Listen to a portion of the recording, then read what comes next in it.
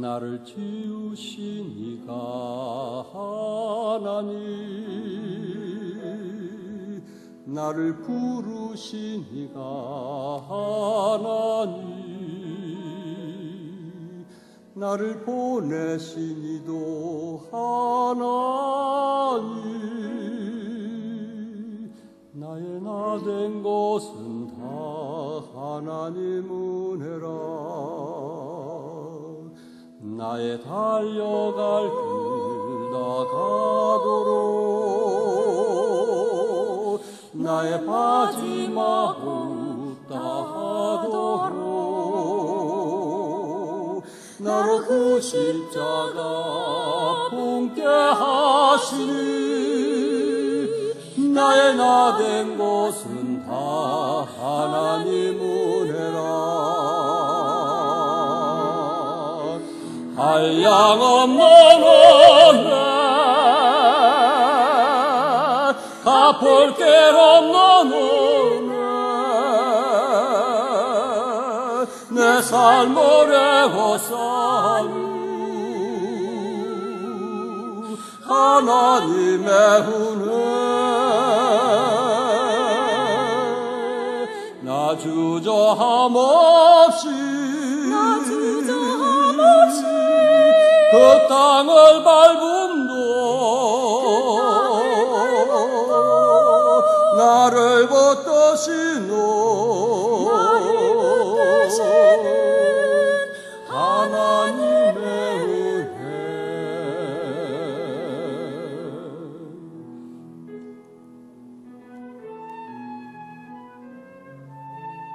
나를 지으신 이가 하나님, 나를 부르신 이가 하나님, 나를 보내신 이도 하나님, 나의 나 된 것은 하나님의 은혜라. 나를 지으신 이가 하나님, 나를 부르신 이가 하나님, 나를 보내신 이도 하나님, 나의 나 된 것은 다 하나님 은혜라.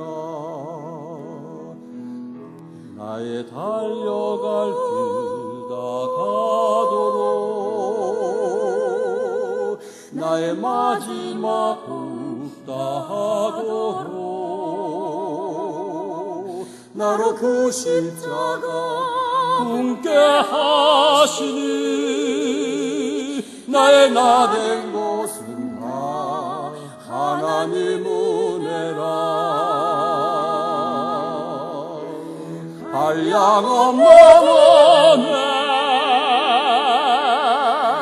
갚을 길 없는 은혜, 내 삶을 이루어 사는 하나님의 은혜. 나 주저함 없이 그 땅을 밟음도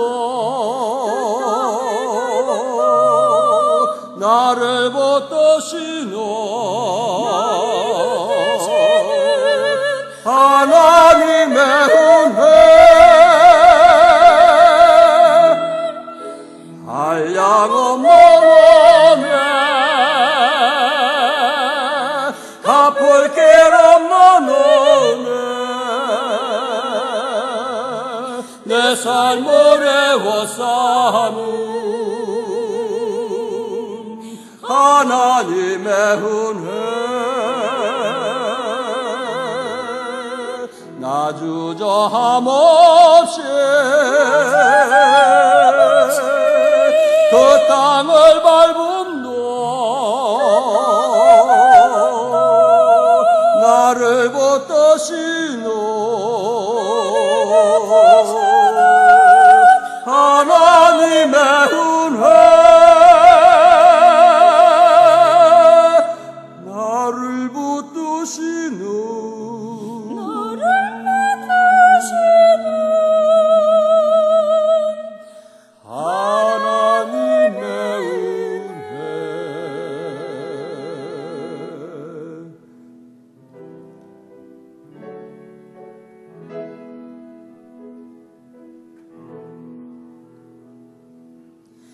나를 지으시니가 하나님, 나를 부르시니가 하나님, 나를 보내시니도 하나님, 나의 나 된 것은 다 하나님 은혜라. 나의 나 된 것은 다 하나님 은혜라.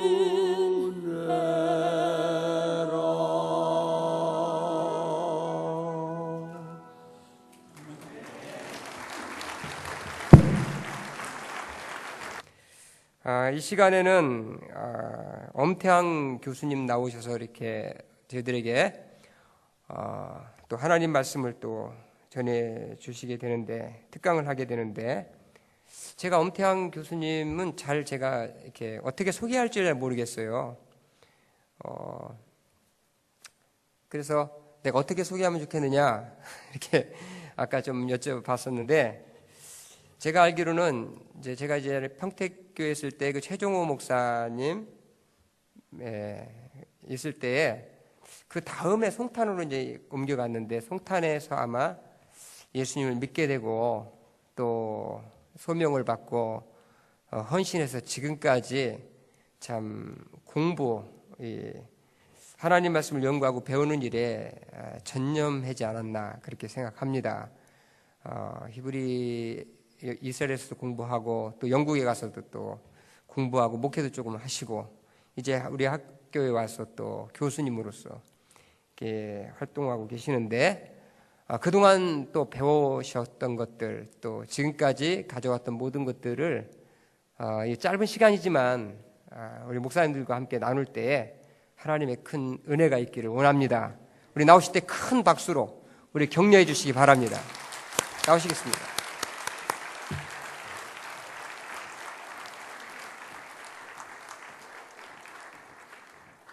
이제 까마득한 후배가 목사님들한테 이렇게 격려의 박수를 받으니까 몸둘 바를 모르겠습니다. 감사하고 우선 본문 오늘 말씀 읽고 우리 강의지만 기도 잠깐 하고 시작하도록 하겠습니다. 열왕기하 25장 27절부터 30절까지 딱 4절 되는데, 시간 되면 제가 50분까지 마치시라고 했으니까 틀림없이 그 시간에 맞춰 드리도록 하겠습니다. 25장 열왕기하 27절에서 30절까지 다 함께 한번 읽어 보실까요? 하나님 말씀. 자, 시작. 유다 왕 여호야길이 사로잡혀간 지 37년 후 바빌론 해빌무로 벨라이 즉위한 원년 12월 10일에 여호야길은 강에 순양하고 선이 말하고 그 위를 바벨론에서 저와 함께인 모든 왕의 위보다 높게 피고 죄의 쇠 의복을 바뀌게 하고 일생의 왕상 저희 쓸 것을 날마다 왕에게 반정수가 있어서 정신토록 끊이지 않게. 잠깐 기도하겠습니다. 하나님 아버지,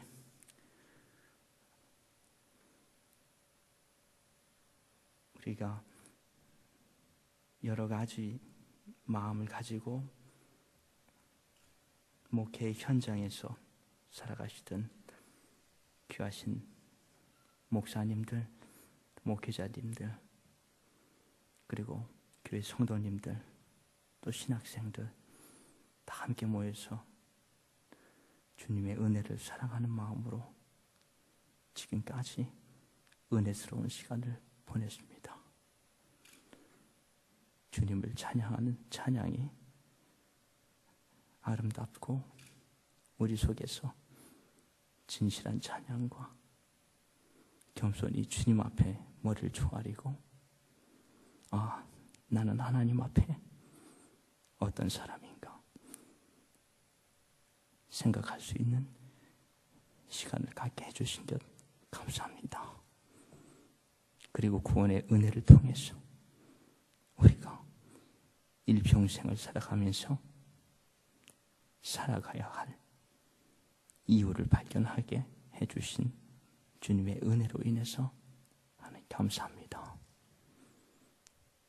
주님, 이 시간 강이지만 성령님의 시간입니다.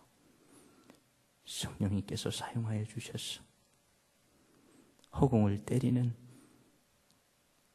잠시 듣다가 흘러가는 시간이 아니라 비록 강의의 내용은 잊어먹더라도 하나님께서 그 마음 한 분 한 분을 살펴주셔서 사람들에게 차마 말할 수 없는 어려운 상황, 곤란한 상황, 오직 주님만이 아시는 문제, 그리고 치열한 병마 속에서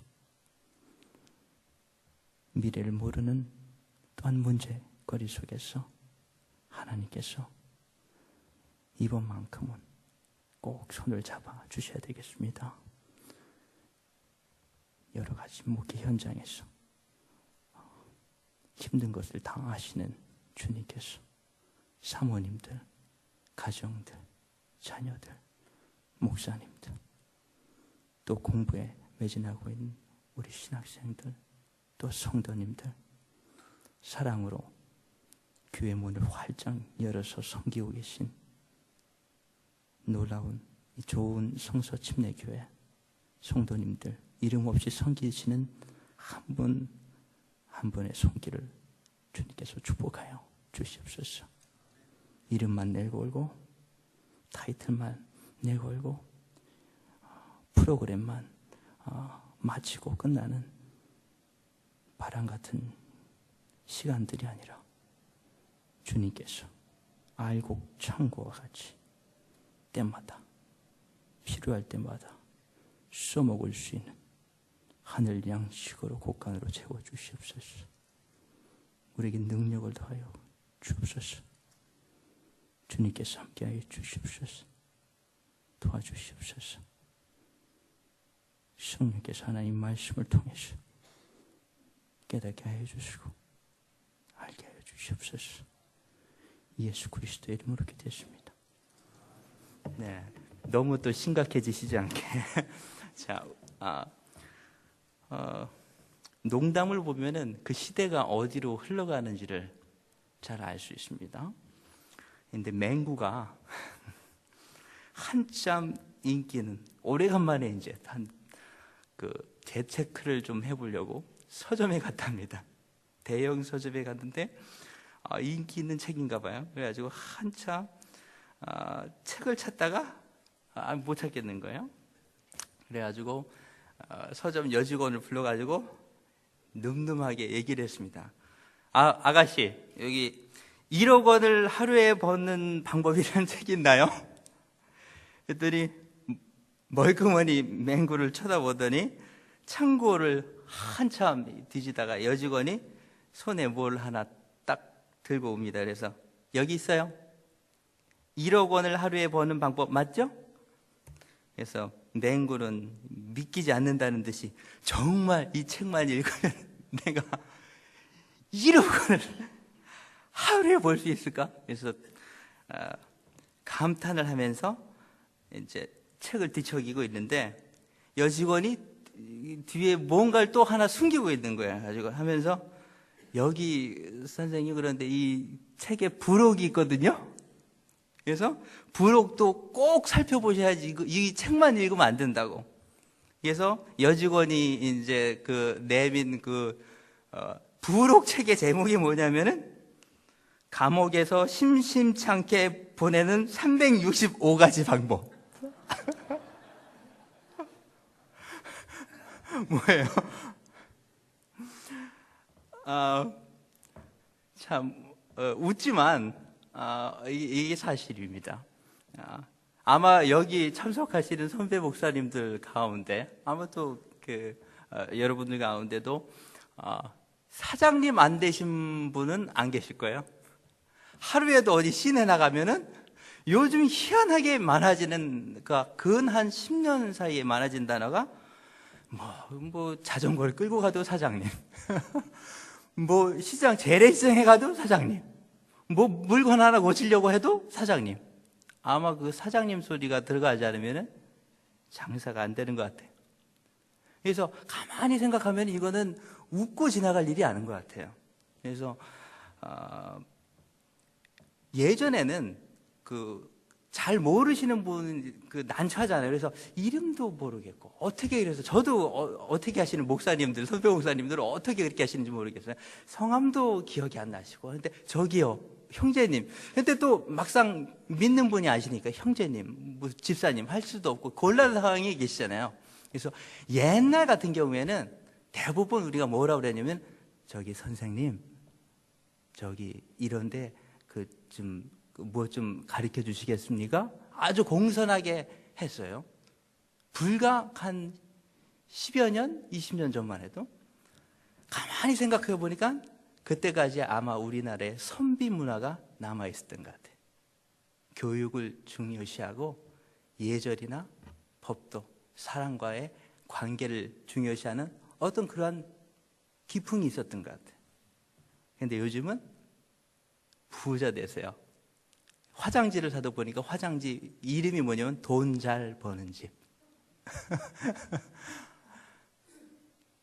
성경에 보니까 말세가 되면 디모데후서에 뭐라고 그랬습니까? 사람들이 고통하는 때가 이를 것인데 자기를 사랑하고 돈을 사랑하며 자긍하며 교만하며 회방하며 무정하며 원통함을 풀지 아니하며 절제하지 못하고 사나우고 선한 것을 좋아하지 아니하며 배반하고 조급하고 자고하고 쾌락을 사랑하기를 하나님 사랑하는 것보다 더하며 경건의 모양은 있으나 경건의 능력은 부인하는 자니 이 같은 자들에게서 내가 돌아서라. 슈브, 히브리어로 하면 슈브, returned, 돌아서라. 왜 이 말씀을 갑자기 열왕기 본문을 읽어놓고 드리느냐? 이유가 있습니다. 왜냐하면은 여호야긴이 살았던 시대만큼, 그리고 이 사건만큼 당시 그분들에게 커다란 충격을 가져다주는 시대는 없습니다. 아마 이스라엘 역사 가운데 그 신약에서 이루어졌던 그 디아스포라, 예수님 돌아가시고 나중에 철저히 성전이 파괴돼서 그 산산이 조각나잖아요. 그 사건 이전에 가장 큰, 아니면 그거보다 더 큰 그 과거의 충격이 있었다면은 바로 유대의 멸망이었을 것입니다. 상상도 못하는 일이에요. 우리처럼 성경을 가지고 야훼 예배를 드릴 수 있다는 것은 그분들 생각에 존재하지가 않았어요. 예배라는 것은 당연히 성전에서 드려야 되는 거예요. 제물을 가지고 와서 피를 드려야 되는 거예요. 그런데 그러한 모든 기반이, 인프라가, 영적인 인프라, 정치적인 인프라, 경제적인 인프라가, 모든 것들이 산산이 깡그리 잿더미가 되었고, 그 중에서 유일한 다윗의 자손 적통이었던 여호야김의 아들 요시아의 손자입니다. 둘째 아들 요시아의 첫째 아들이 요하난이고 둘째 아들이 여호야김이고 그 다음에 셋째 아들이 시드기야예요. 그 다음에 둘째 아들이 여호야긴인데 얼마 왕노릇도 못해버리고 불과 몇 개 한 3개월 있다가 그대로 볼모로 잡혀가지고 간 거예요. 얼마를 살았어요? 37개월도 아니고 37년을 살았습니다. 생각해 보세요. 인생의 모든 황금기, 그것을 다 어디에서 버린 거예요? 이국 땅에서 볼모로 땅그리 낭비해 버린 거예요. 그러면서 성경은 그 성경 중에서 아마 가장 웅대하고 웅장한 대드라마가 모든 것이 사무엘과 열왕기에 압축이 돼 있어요. 압축이 돼 있는데도 불구하고 굵직굵직한 모든 사건들은 여기에 다 포함되어 있어요. 뿐만이 아니라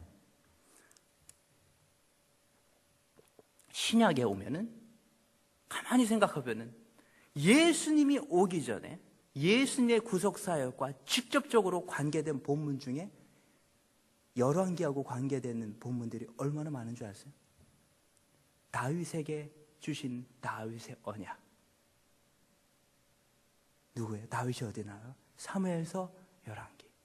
예전에는 사무엘서와 열왕기는 당연히 한 권의 책이었습니다. 당연히 한 권의 책으로 읽어야 되는 거. 당연히 한 권의 책이. 우리가 지금에 와서 편의상 나눠준 것이 한 두루마리였어. 그러나 70인역을 번역하면서 그리스어로 번역하면 너무나 두루마리가 분량이 많아지기 때문에 필요상 나눠버린 거예요. 그랬 때문에 나눌 때까지는 편리했는데 사람들이 분리해서 생각한 거예요. 사무엘 상하, 열왕기 상하면서 이게 이어지는 스토리로 나가야 되는데 그 웅대한 드라마가 어떤 순간 끊겨버리는 거예요. 자, 다윗의 언약, 웅대한 드라마가 다윗의 시대에 다 끝나는 게 아니라 열왕기 전체 주제 밑에 깔려있어요. 그 다음에 엘리야, 엘리사의 기적. 예수님이 오기 전에 메시아가 오게 되면 누가 와서 그 길을 예비해야 돼요? 선지자 엘리야가 와서 그를 예비해야 돼요. 그리고 엘리야, 엘리사가 했던 모든 기적이 뭐예요? 문둥병자를, 나만 장군을 낫게 하고, 그죠? 그 다음에 뭐 도끼도 뜨게 하고, 엘리야와 엘리사의 사역은 어떤 순간 많이 섞여서 나와요. 마치 한 사람이 한 것처럼 그 제자와 그 스승의 사역이지만 많이 그 동일시돼서 나타나게 돼요. 그래서 죽은 사람을 살리기도 하고, 이 모든 기적들이 뭐예요? 엘리야, 엘리사, 선지자, 엘리야 같은 사람이 와서 그 길을 예비하고, 그리고 메시아는 그것을 성취해야 돼. 그 다음에 솔로몬이 기온 셈에서 자, 이제 그 왕으로 추대받고 나귀를 타고 싹 가죠. 그러면서 예루살렘에 입성을 하게 됩니다. 그 본문하고 어디하고 연관이 돼요? 예수님께서 나귀를 타시고 왕으로서 승리에 입성을 하시는 거예요. 이 많은 연관들이 우리는 무심코 읽었지만 사무엘, 열왕기, 특히 열왕기 부분에 쫙 그 배경으로 깔려 있습니다. 그리고 또 하나는 서론으로 이제 시간 관계에서 제가 미리 얘기해요. 이거 한 주제당 원래 10분씩 다뤄야 될 건데 제가 이제 장담을 못하기 때문에 일찍 임심한 신학자들이 많이 지적을 했던 거예요. 예수님의 구속사를 말하면서. 또 하나는 복음서의 첫 책이 뭡니까? 마태복음. 마태복음의 첫 장이 뭐로 시작하고 있어요? 예수님의 족보로 시작하고 있어요. 근데 그 예수님의 족보가 어디에 나오는 족보예요? 역대기 3장에 나오는 족보예요. 역대기 3장. 그리고 3장 10절 그 주의를 보면은 여호야긴도 등장을 하고 있습니다. 그런데 그 역대기에서 나오는 크로놀로지, 이 시대, 그 시대는 어느 시대를 그대로 가져와서 사용하고 있어요? 열왕기에 나오는 왕들의 연대기를 쭉 사용하고 있습니다. 이것이 우연일까요?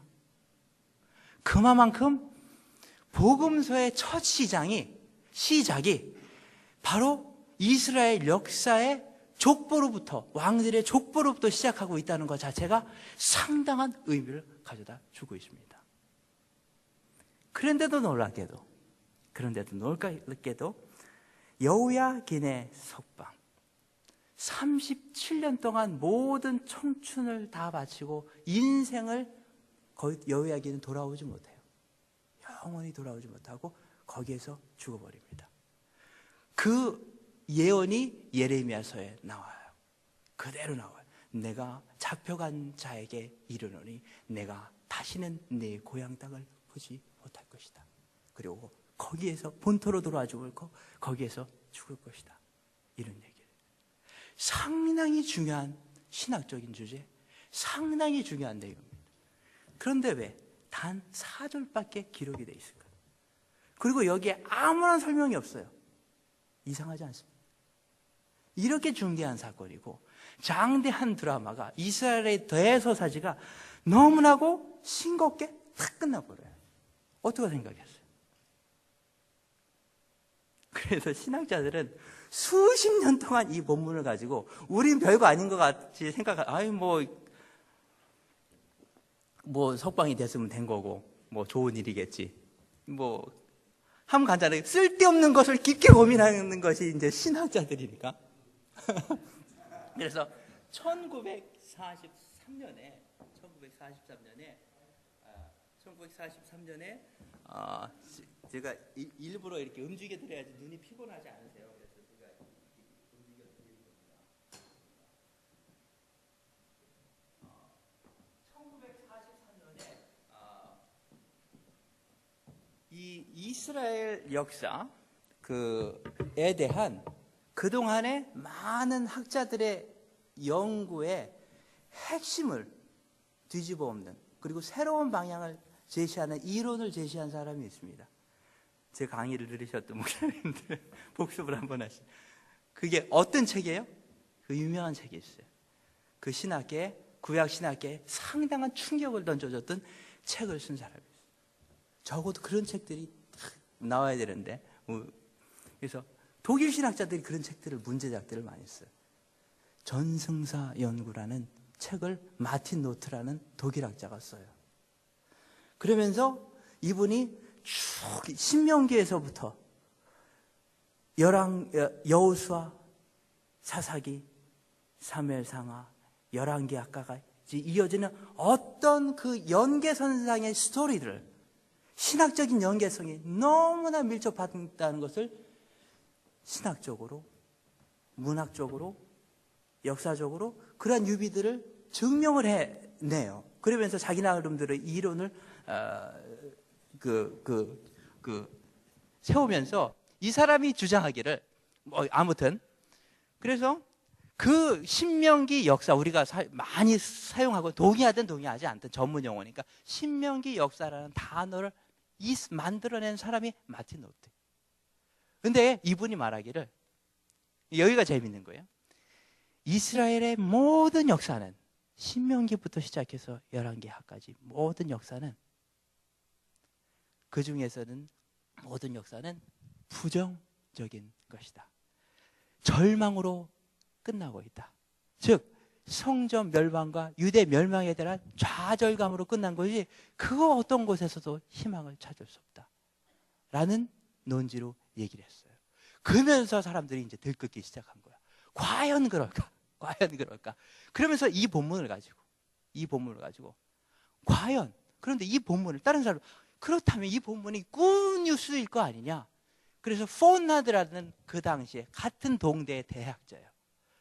하면서 포나드라는 학자는 하이델베르그 대학에 계속 있었어요. 이 사람은 구속사, 구약의 신학이라는 책을, 대작을 만들었는데 그 속에서, 그리고 다른 곳에서도 에세이를 통해서 이 본문을 예로 들면서 적어도 이 본문만큼은 이스라엘 역사에서 희망을 말해주고 있지 않느냐, 희망을 말해주고 있지 않느냐 라고 얘기를 했습니다. 그 이후로 많은 사람들이 옥신각신하면서 이게 대별된 거예요, 지금까지도. 그러면서 존 그레이라는 사람은 제 아버딘에 있었던 사람입니다. 거기 프로페서로. 존 그레이 주석이 많이 있습니다. 존 그레이라는 사람은 마틴 루터 편이에요. 뭐 전반적으로 다 동일하지 않았지만 존 그레이 같은 옛날 학자를 돌아가신 지 아주 오래됐어요. 예전에 학자인데 여호야긴이 석방된 것은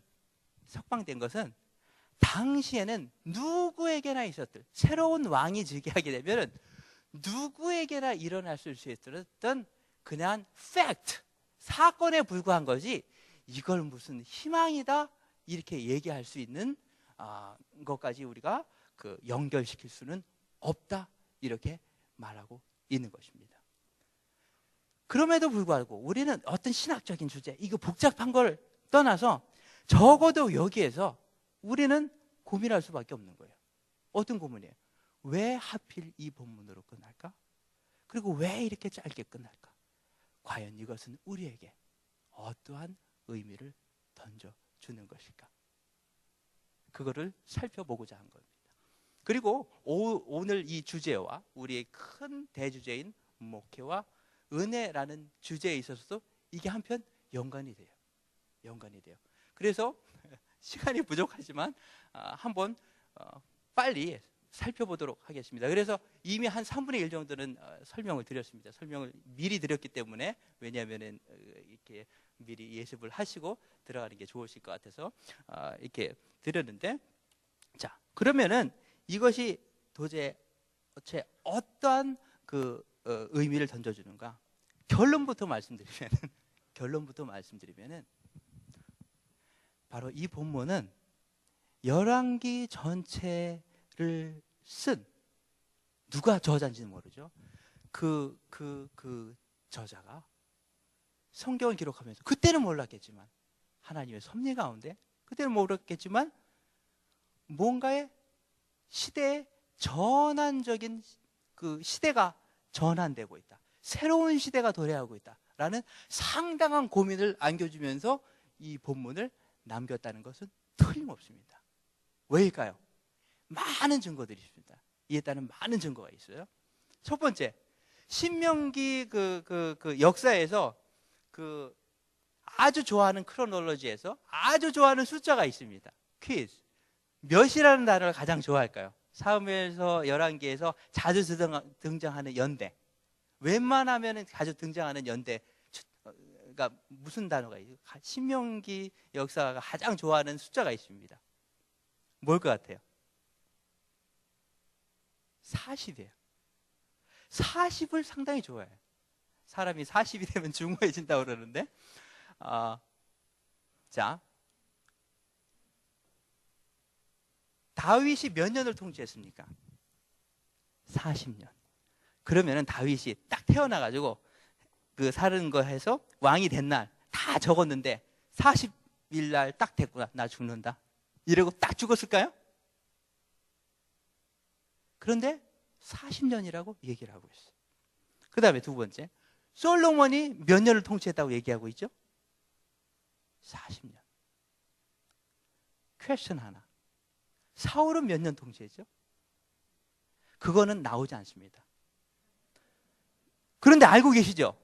이게 퀘스천. 우리가 성경을 많이 읽었는데도 어느 부분에서 어느 구절이 나오는지 헷갈린다니까요. 이거는 사울이 몇 년 다스렸는지는 사무엘서하고 열왕기서에 전혀 등장하지 않습니다. 역대기에도 등장하지 않아요. 그런데 우리는 어떻게 40년인 걸로 알고 있습니까? 사도행전에 몇 장이죠? 7장. 제 기억이 맞다면 7장이에요. 거기에 보면은 거기에서 사울이 40년 다스렸다는 전승이에요. 유대인의 전승이에요. 그 당시에. 그렇기 때문에 그 트래디션에 나왔기 때문에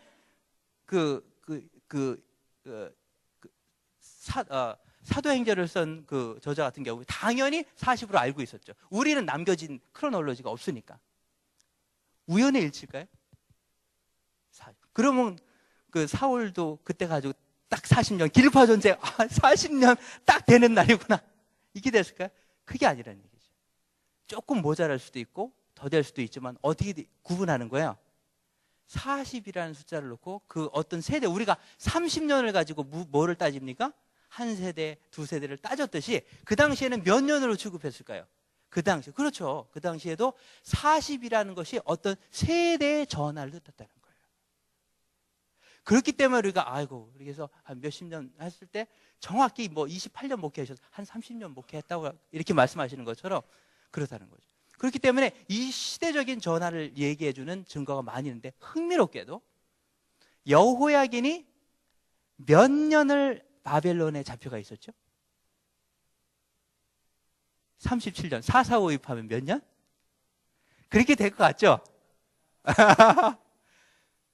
37년에다가 몇 년을 더해야지 40년이 될 것 같습니까? 성경을 지금 가지고 계시다면은 바로 위에 한 본문을 한 24장 정도 보세요. 하면서 여호야김 얘기가 나옵니다. 24장에 나오나요? 초반에 보시면은 여호야김이 바벨론을 몇 년 섬기다가 배반했다고 그랬습니까? 몇 년 섬기다가? 3년간. 이게 우연일까요? 그거를 생략할 수도 있었겠죠. 그거를 몇 년 섬겼다가, 그게 중요하지 않으니까 생략할 수 있죠. 하필 그 3년이라는 숫자를 거기다 써. 도합하면 몇 년을 섬긴 거예요, 바벨론을. 상당히 희한한 거예요. 그 전에 그거 아셨습니까? 모르셨습니까? 37에다가 3을 더하니까 딱 40이 나와요. 그걸 뺄 수도 있고, 뭐 13으로 뭐 할 수도 있는데, 그 단어를 쓴 이후에는 이 결말을 지면서, 제가 이제 결론부터 말씀드리면 또 뭐냐? 장황하게, 여호야긴이 이렇게 돼서 석방한 것이 너무너무 중요한 거야. 이렇게 하는 것보다 말없이 탁 사라지는 것이 더 여운을 남기는 때가 있죠. 더 감동을 줄 때가 있어요. 마치 여기서는 장황하게, 이 17장에 보면은, 열왕기하 17장에 보면은 북이스라엘이 망하고 얼마나 장황하게 그 설명을 하는 줄 아세요? 이 사람이 여로보암 때부터 무슨 죄를 막 저질러가지고 이렇게 망했다는 거, 그 챕터를 다 인용하고 가서 욕을 해대요. 북이스라엘에 대해서 엄청난 욕을 해대면서. 그렇게 할 수 있다는 얘기예요. 그런데 여기서는 아무 말 없이 4절로 딱 끝났어요. 왜? 할 욕 다 했기 때문에. 솔로몬의 기도 몇 장이죠? 열왕기? 예, 거기에 보세요. 거기에 보면은 솔로몬의 기도 가운데 좋은 내용의 한 구절도 안 나옵니다. 이미 솔로몬의 기도의 주제가 뭐냐면, 너희들이 하면서 잡혀가리라. 유대가 너희로 끌려가리라 하면서, 무슨 기도가, 이스라엘의 시작을 말하는 기도가 시작하면서 그 전성기에 벌써 이스라엘과 남유다의 패망을 내다보는 기도로 하고 있으니까 얼마나 이거 충격적인 얘기예요. 다시 한번 생각해 보시면 성경 읽기가 틀려진다는 얘기입니다. 그전에는 솔로몬만 띄어서, 그 다음에 다윗만 띄어서, 그렇게 읽다 보면 커다란 빅 픽처가 보이지 않는다. 그래서 마치 모자이크가 하나하나 떼보면 아무것도 아니지만 멀리서 바라보면 하나의 그윽한 형상을 빚어내듯이, 사무엘서, 열왕기에서는 같이 묶어서 멀리서 사건 하나하나가 중요한 것이 아니라 그 사건 하나가 또 겹쳐서 새로운 사건을 만들어요. 목사님과 그 사모님들이 지금 앉아 계시는 건 본인은 다 이렇게 여기서 저만 여기를 집중하신 거겠지만, 제가 볼 때는 여기가 상당히 하면서 오선지처럼 보여요. 오선지가 촥촥 된 것처럼 이렇게 보여요. 왜요? 이게 레벨이 틀리니까 이렇게 돼 있어요. 마찬가지예요. 그래서 내가 한쪽 그 사건만 집중해서 성경을 읽을 때하고 빅 픽처, 모든 그림을 멀리서 바라봤을 때, 마치 그 강동길 목사님이 홈페이지에 한 장이라도 작품을 만드시기 위해서 어제 사진 촬영할 때 여기서 안 보이니까 뒷걸음으로 3번, 4번 가셔서야 앵글이 잡혔던 것처럼, 뒷걸음을 쳐야지 다 잡을 수 있는 앵글이 나올 수 있는 스토리가 있다니. 적어도 어디까지 펼쳐놔서 봐야 된다? 최소한 사무엘서와 열왕기를 처음부터 끝까지 쫙 펼쳐놔야지 그 앵글이 잡히다는 얘기입니다. 더 넓게 잡히려면 신명기까지 쫙 펼쳐야지 융단이 쫙 펴지는 거예요. 자, 그러면 융단을 펴드리겠습니다. 그러면은 사무엘상 2장을 한번 펴보시기 바랍니다. 사무엘상 융단을. 그러면은 결론이니까 어디로 가야 될까요? 여기하고 겹치는 융단, 처음에 맞는 왁구가 어디에서 시작될까요?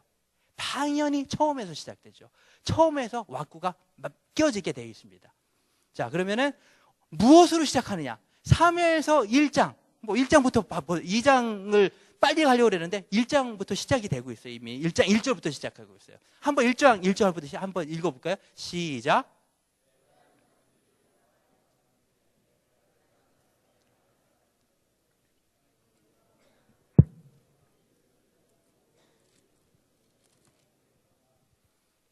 네. 자, 사무엘의 탄생을 얘기하고 있는 거예요. 사무엘이 누굽니까? 마지막 사사예요. 왕정기와 이스라엘의 가장 큰 핵심인 왕정에 대해서 신명기에서 좋게 얘기하지 않죠. 그죠? 너희들이 왕을 세우는 거에 자체에서 좋게 얘기하지 않습니다. 그 왕정기에 대해서 왕의 통치와 사사의 통치의 마지막 사사와 이자 왕을 세우게 되는 장본인이 누굴까요? 그 전환기에, 그 바로 역사적인 전환점에 있었던 사람이 누굴까요? 사무엘의 탄생이에요. 그 사무엘의 탄생을 길게 그 1장, 2장에 걸쳐서 싹 얘기를 하는 거예요. 그러면서 사무엘이 누굽니까? 또 사무엘 같은 경우에는 그 2장에 가면은 사무엘이 태어나기까지 뭐를 겪느냐? 푸닌나라는 사이비 정통. 적통이 아니라 사이비 적통이죠. 그죠? 적통이 아닌 다른 부인에게, 적자가 아닌 다른 부인에게 아들이 태어나가지고 그 아이들을 통해서 적자를 낳아야 하는 정통인 한나가 고통을 받아요. 마치 북이스라엘을 통해서 유대의 적통인, 그죠? 다윗의 적통인 유다가 그 오랜 시간 동안 고통을 받는 것과 같이 푸닌나라는 대적이 등장해요. 여기에서 하필 그를 대적으로 얘기하고 있다고요. 어떻게 여자한테 대적이라고까지 얘기할 수가 있어요? 대적이라고. 이유가 있는 거예요. 보세요. 그러면서 이야기를 풀어나가고 있는 게 뭘까지 내다보고 있는 거다? 적어도 유대 멸망까지 내다보고 있는 거예요. 그래서 그 싸움의 스토리 중에는 많은 것들이 있지만 뭐예요? 앞으로 펼쳐지게 될 영적인 전쟁, 종교적인 전쟁, 정치적인 전쟁, 이 속에서 야훼, 하나님께서 이스라엘의 하나님, 야곱의 하나님, 다윗의 하나님께서 과연 이 혼란기에서 이들을 어떻게 이끌어 가시는가라는 웅장한 스토리를 말하고 있는 겁니다. 아멘. 그러면서 여호야긴은 여기서 의문되는 거예요. 열왕기에서 그렇게 기도가 많이 나와요. 솔로몬도 기도하고 히스기야도 기도가 하다못해 아합 왕도 범죄했을 때 기도했습니다. 그죠? 그런데 여호야긴이 석방되면서 기도를 하지 않았다는 것, 그러한 감탄사가 나오지 않다는 것은 너무나 의외예요. 만약에 야구를 친다면은 이거는 당연히 뭔가 안타가 나와야 되는데 여기서 불발로 끝난 거예요. 패전 투수가 돼버려요. 그것과 같은 느낌을 주지만 그렇지 않다는 얘기죠. 어디를 펼쳐볼까요? 그 리플렉션, 이 본문의 리플렉션이 어디에 깔려 있느냐? 첫 융단이 어디서부터 흘러나오느냐? 바로 한나의 기도입니다. 한나의 기도에서 모든 이스라엘 왕국의 미래를 내다보고 있어요. 보세요. 그렇게 생각하고 한나의 기도를 한번 읽어보세요. 그러고 나서 지난날에 우리는 얘기를 잘 알고 있지 않습니까? 그러면서 한나의 기도를 한번 읽어보도록 하겠습니다. 아마 느낌이 틀리실 겁니다. 한나의 기도가 어디 나오죠? 한나가 기도하여 가로되 내 마음이 2장 1절부터죠. 내 마음이 여호와를 인하여 즐거워하며, 제가 읽겠습니다. 내 뿔이 여호와를 인하여 높아졌으며 내 입이 내 원수들을 향하여 크게 열렸으니 이는 내가 주의 구원을 인하여 기뻐함이니이다. 여호와 같이 거룩한 이가 없으시니 이는 주밖에 다른 이가 없고 우리 하나님 같은 반석이 없으심이니이다. 심히 교만한 말을 다시 하지 말 것이요 오만한 말을 너희 입에서 내지 말지어다. 여호와는 지식의 하나님이시라. 행동을 달아 보시느니라. 용사의 활을 꺾이고 넘어진 자는 힘으로 띠를 띠도다. 유족하던 자들은 양식을 위하여 품을 팔고 줄이던 자들은 다시 줄이지 않도다. 전에 잉태치 못하던 자는 7을 낳았고 많은 자녀를 둔 자는 쇠약하도다. 여호와는 죽이기도 하시고 살리기도 하시며 음부에 내리기도 하시고 올리기도 하시는도다. 여호와는 가난하게도 하시고 부하게도 하시며 낮추기도 하시고 높이기도 하시는도다. 가난한 자를 진토에서 일으키시며 빈핍한 자를 거름더미에서 얻으사 귀족들과 함께 앉게 하시며 영광의 위를 차지하게 하시는도다. 땅의 기둥들은 여호와의 것이라. 여호와께서 세계를 그 위에 세우셨도다. 그가 거룩한 자들의 발을 지키실 것이요 악인으로 흑암 중에서 잠잠게 하시리니 힘으로는 이길 사람이 없음이로다. 여호와를 대적하는 자는 산산이 깨어질 것이라. 하늘 우레로 그들을 치시리로다. 여호와께서 땅 끝까지 심판을 베푸시고 자기 왕에게 힘을 주시며 자기 왕에게, 왕이 있지도 않은데 뭐예요? 이제 풀리죠. 왕정이 시작되지 않았는데 뭐예요? 자기 왕에게 힘을 주시며 자기의 기름 부음을 받은 자의 뿔을 높게 하시리로다. 여호와기니 제주로 그 다음에 여러 가지 계획으로 자기가 다시 한번 일어서려고 그랬지만 하나님은 37년 동안 자기 힘으로 자기 능력으로 자기 계획대로 일어서는 것을 이집트를 통해서 어느 다른 열국을 통해서 뭔가 정치적인 술책을 통해서 자기 이름이 높아지려고 했었겠지만 하나님 어떻게 하신 거예요? 37년 동안 철저하게 구르게 만드시는 거예요. 그래서 실제로 한 가지 좋은 정보가 될 것 같아서 제가 소개해 드립니다. 실제로 그 바벨론 왕궁을 콜드웨이가 발굴한 적이 있습니다. 콜드웨이가 발견했는데 느부갓네살의 성체에서 작은 방들이 있었는데 거기 문서 가운데서 쐐기 문자로 나온 기록을 보니까 약 추정해 보니까 느부갓네살 13년이에요. 592년. 그쯤에 놀랍게도 누구의 이름이 등장하느냐? 여호야 유대 왕 여호야김과 5 아들이 배급을 타먹고 있었던 배급 기록이 등장해요. 놀라지 않습니까?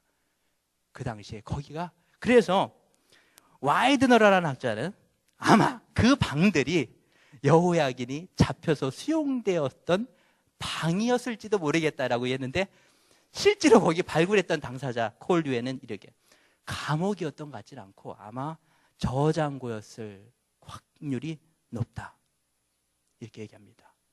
그래서 주전 562년이 되어서야 이제 이 본문이에요. 이 성경에는 에빌 메로닥으로 나오지만 원래 이름이 아벨 마르둑입니다. 이 사람이 누구냐? 느부갓네살의 첫째 아들이에요. 느부갓네살의 아들이에요. 근데 느부갓네살이 얼마나 복이 없는 사람이냐면은 많은 사람들 죽여서 그런지 6년 동안 느부갓네살이 죽고 6년 동안 자기 아들하고 다른 사위하고 이렇게 왕이 되지만 2년을 채우지 못하고 다 죽어요. 6년 안에 왕이 3번 바뀌어요. 그래서 느부갓네살의 계통은 끊겨버립니다. 그러면서 요 기간 가운데 느부갓네살이 죽고 아벨 마르둑 성경에 나오는 에빌 메로닥이 딱 즉위했을 때 2년 즉위했는데 죽기 딱 직전에 이게 된 거예요. 그래가지고 이 사람이 풀려난 거예요. 즉위하는 게 처음으로 왕이 즉위했으니까 그렇게 해가지고 포로들을 풀려나는데 이 사람이 아마 유대 사람들을 어떻게 하려고 했을지도 모르죠. 포로 교환을 하든 정치적인 뭐가 있었을 수도 있겠죠. 그런데 이 사람이 죽어버리는 거예요. 그러나 여호야긴은 어떻게 돼요? 석방이 되는 사건이 여기에요. 그런데 한나의 기도를 보면서 한번 생각해 보세요. 나의 뿔이 누구를 인하여 높아졌어요? 여호와를 인해서 나의 뿔이 높아진 거예요. 자기가 그동안 별의별 짓을 다 했지만 느부갓네살은 끈질기게 오래오래도 통치했는데 그 끈질긴 어떻게 보면 영적인 나를 억누르는 세력, 나를 억누르던 암흑의 세력, 이것들이 나의 교회 이것으로 된 거예요. 하루아침에 하나님께서는 하루아침에 하신 거예요. 자기가 교회 가져왔지만 느부갓네살이 죽고 그 다음 아들이 새롭게 즉위하면서 그 즉위식을 통해서 자기가 해방이 된 거예요. 그 감격이 얼마나 크겠어요. 멘트는 않지만 한나의 기도에 이미 담궈놨기 때문에 더 쓰면은 너무나 조잡해지는 거예요. 그러나 이 기도 속에 왕들을 높이시는 게 누구예요? 하나님. 죽이기도 하시고 살리기도 하시는 하나님. 주님의 은혜. 힘으로도 안 되고 능으로도 안 되고 오직 무엇으로? 여호와의 신으로. 하나님께서는 그런 분이십니다. 그래서 모든 포악한 세력의 끈도 주님께서 전환기에 때가 되었을 때, 그래서 여기에서 본문에 뭐래요? 때가 있다는 거예요. 하나님의 경륜, 섭리가 임할 때가 있다는 거예요. 의인은 그때까지 하나님께서 남겨두신다는 거예요. 그리고 역사하신다는 거예요. 그리고 역사의 전환기가 반드시다는 거예요. 여기에서 보면 30년이 될지 40년이 될지 모르지만 영적인 우리의 삶에서도 개인적인 영적인 전환기가 있고, 구원받은 사람이라면 구원받을 때 영적인 전환기, 또 구원받고 나서 성령 하나님 앞에서 또한 그 뜨거워질 때 주님의 사랑을 또 재발견할 때 또 그런 게 있잖아요. 그래서 어떤 뭔가 자기가 그 신앙을 보는, 성경을 보는 눈이 바뀌어지는 어떤 계기가 있을 때, 물론 구원받고 봤지만 새롭게 바뀌어지는 계기, 그러한 전환기가 있다는 거죠. 그렇기 때문에 짧은 본문이지만 오늘 우리에게 아주 적합할 말씀을 하신다고 생각합니다. 그래서 한 30여 페이지 준비를 해놨지만 제가 예상했던 대로 시간이 벌써 다 됐습니다. 정확히. 그래서 이것으로 이미 은혜 받았다고 생각하고 하나님께서 하십니다. 오늘 모든 우리 참석하신 목사님들과 사모님들 그리고 성도님들의 뿔을 누가 높이신다? 하나님께서 높여주실 것입니다. 아멘. 할렐루야. 네, 감사합니다.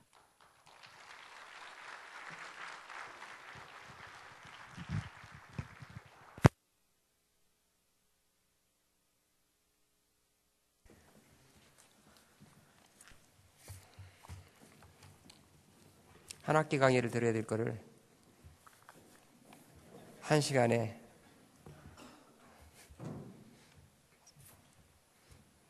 그리고 목사님들 이해가 참 대단하십니다.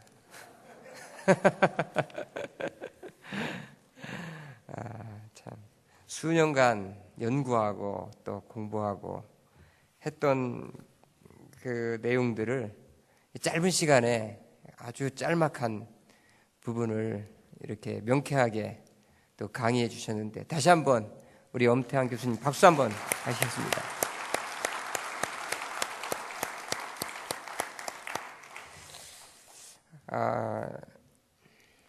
이제 시간이 이제 마무리 시간이 됐습니다. 이 시간 찬송은 없죠. 예. 그러면은 광고 시간이 있는데요. 혹시 정민철 목사님, 예. 우리 친교에서 말잘하기로 소문난 아무도 감당할 수 없는 우리 정민철 목사님 명쾌하게 광고하시겠습니다. 나오시겠습니다.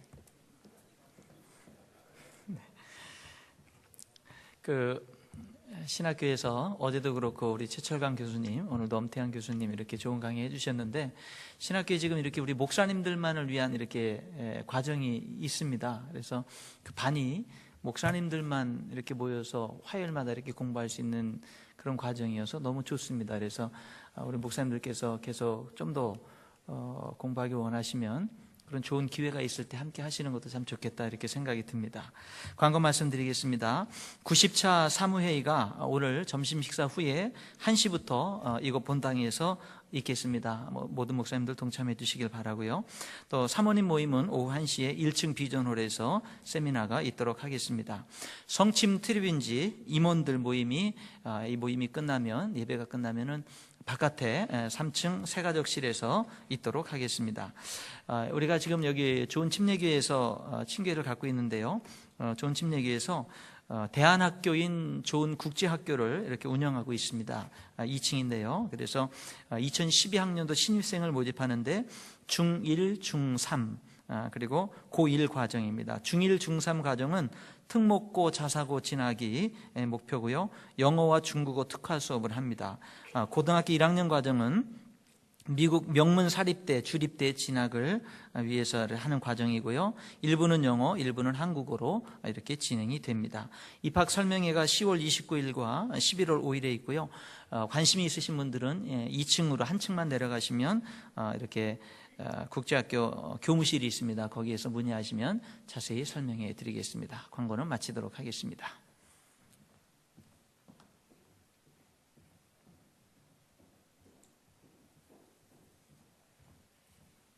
예, 이제 오전 시간을 이제 마무리하도록 하겠습니다.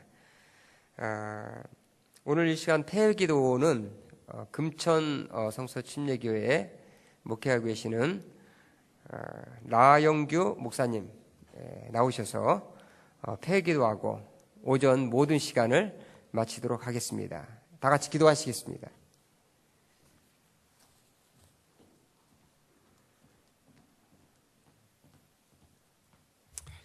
사랑과 은혜가 충만하시고 자비로우신 아버지 하나님, 주님의 은혜 감사합니다. 하나님께서 저희들을 사랑해 주셔서 사역자로 삼아주시고 또 귀한 목양의 사역을 할 수 있도록 해주시고 이렇게 또 전국 친교회로 모여서 하나님 앞에 영광 돌리고 또 예배하며 또 귀한 은혜를 충분하게 우리에게 허락해 주심을 참으로 감사합니다. 아버지 하나님, 오늘 또한 오전 강의를 통해서 간증을 통해서 또 우리에게 귀한 도전과 축복을 주심을 감사합니다. 이러한 강의와 도전을 통해서 우리 심령 속에 은혜가 풍성하게 하시고 우리의 사역 속에 정말로 놀라운 결실들이 풍성하게 맺어질 수 있도록 하나님께서 은혜 베풀어 주시옵소서. 아버지 하나님, 또한 저희들을 초청해서 또 이렇게 귀한 장소를 제공해 주시고 또한 아버지 하나님 귀한 은혜의 손길로 또한 우리를 보답해 주시고 또한 섬겨주시는 이 교회를 주님께서 축복하시고 하나님께서 이 교회의 영혼들을 더해 주시고 또한 아버지 하나님여 이 지역에 수많은 죽어가는 영혼들이 예수 믿고 구원받는 놀라운 역사가 이 교회에 더해질 수 있도록 하나님께서 은혜 베풀어 주시옵소서. 또한 지금까지 정말로 하나님의 은혜 가운데 이 일정을 주관하신 하나님께서 남은 일정도 주관해 주시고 은혜 풍성한 신교회가 될 수 있도록 하나님께서 역사해 주시옵소서. 예수님의 이름으로 기도하옵나이다. 아멘. 수정 광고 하나 드리겠습니다. 트리빈지 모임을 3층이 아니라 2층 디모데 2호실로 2층 디모데 2호실로 그렇게 모여주시면 되겠습니다.